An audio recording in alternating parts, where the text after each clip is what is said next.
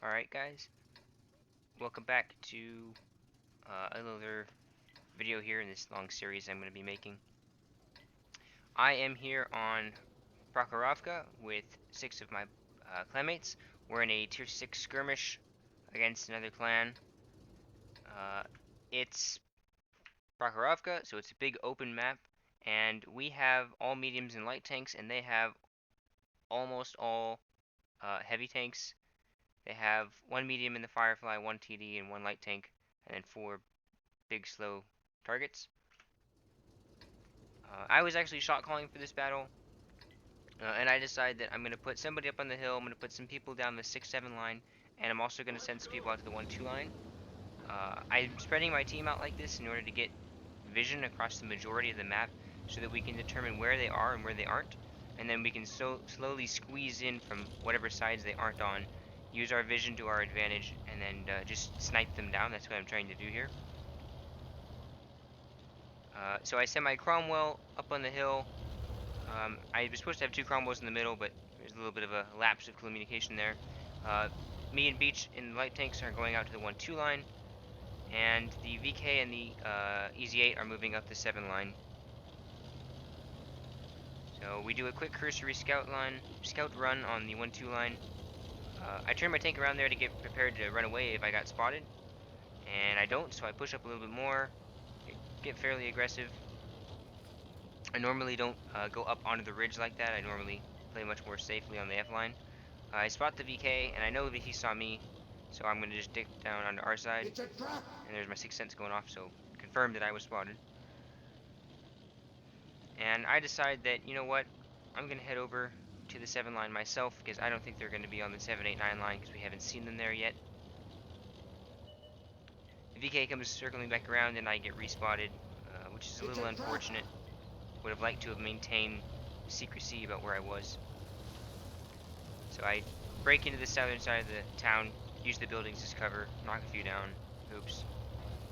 And then I push straight north again as soon as I go unspotted. I make a little mistake here. I should have gone through those buildings there, through the trees. It would have kept me probably unspotted a lot longer. I get spotted here by the Hellcat. He's looking for me, and he tracks me. So he hits me and tracks me. So I had the choice to use a repair kit here or not. I see him backing down, so I'm assuming he's not going to try for a second shot. So I decide not to use my repair kit immediately. I get 1 shot in return. He comes back up to get another shot. I get a second. He hits me again, but doesn't track me again. So my tracks come up, and I decide, nope, I'm just going to dip down here into the riverbed and just play poke war, because I know that my gun handles a lot better than his does. I got an assistance ribbon as well, so my buddy on the Cromwell did hit the Hellcat at least once. So I tell the VK and the M4 to move up, because I'm going to try to use the Type and the Cromwells and get them in a pincer. And then the VK just comes flying over, not even looking at me. Puts a good shot into our VK, but we focus him down. And then I'm really wary of that Hellcat coming back and over. And the VK goes up, and he actually proxies the Hellcat. And then, oh boy. Alright. At this moment, sorry about the HUD going down. It was at this moment that Puro knew that he screwed up. But Puro's a little lucky today. He doesn't get shot. So I auto lock on and drive behind the nearest bit of cover that's not a teammate, which is in fact the wreck of this dead VK. And pretty much in battle comms, I'm just saying focus the low health target, because we need the guns out of the fight as fast as we can. Because right now, Mr. Silver and myself are, and perhaps the E8, are in a 3 versus 4 engagement at the very least. So I poke out. I can see that they both have the 122mm, because they have the muzzle brake. There, you can see the muzzle brake here on the end where it juts out to the side. That's how you tell it has the 122mm. If it doesn't have this, it has the 100mm, and it shoots faster.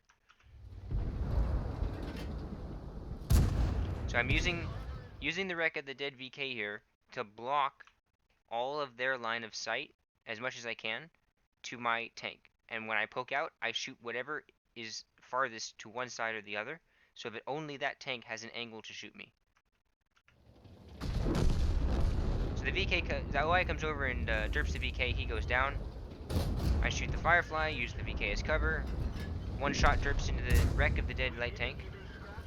I hoping that the OI go down. He tries to come down here. Okay, so I juked out the Churchill, and I see that the OI is low health, and the Churchill's not going to kill me with his first shot no matter what he shoots, so I decide that I'm going to kill the OI and probably win the game for my team right there, and just take the shot from the Churchill, except that he misses. Then I go for the KV-85 because he's lower health, he dies, and now I'm just playing chicken with the Churchill, and I'm a lot faster and a lot more maneuverable. Put one into his engine deck, dodge his return fire, scoot around the other side, get him one more. That shot misses, and my shot finished him.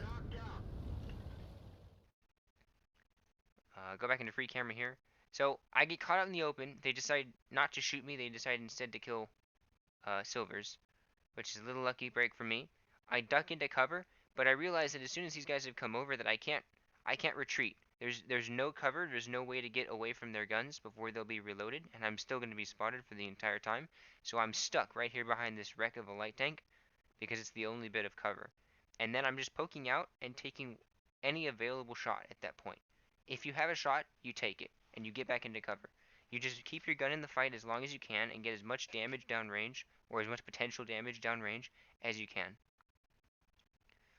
The people that won this fight are pretty much the VK there, myself, the E8 that's come up on my flank, and this Cromwell B in the back. These two Cromwells on the far side didn't really have the opportunity to shoot much, and Beach didn't have the opportunity to shoot almost at all. I think he got a couple shots in when they were ridgeline on the tracks, but other than that, when they came over, he had no shots. So it was essentially a 4v7 engagement that we just won.